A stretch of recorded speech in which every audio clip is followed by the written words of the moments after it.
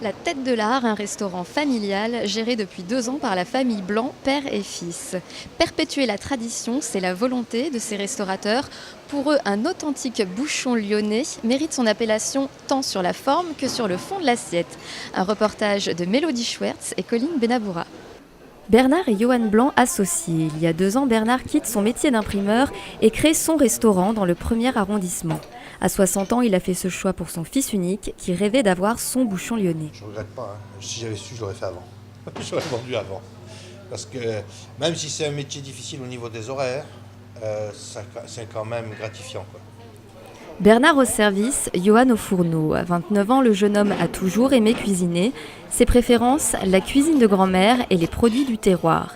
Des goûts qui se sont affirmés en exerçant son métier. J'ai fait du gastro, voilà. C'était super, par contre hyper contraignant, un petit peu guindé pour moi.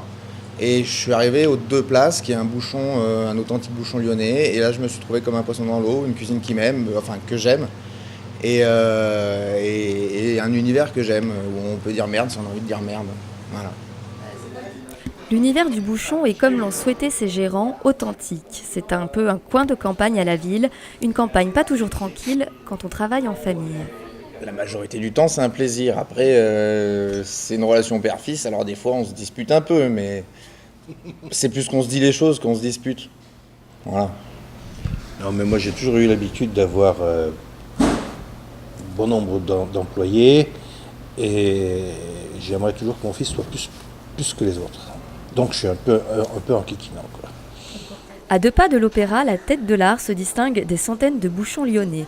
Une ambiance chaleureuse et des plats familiaux qui ne laissent pas indifférents. Comment faire honneur aux cuisiniers de la maison? Ne pas en laisser une miette, voilà chose faite.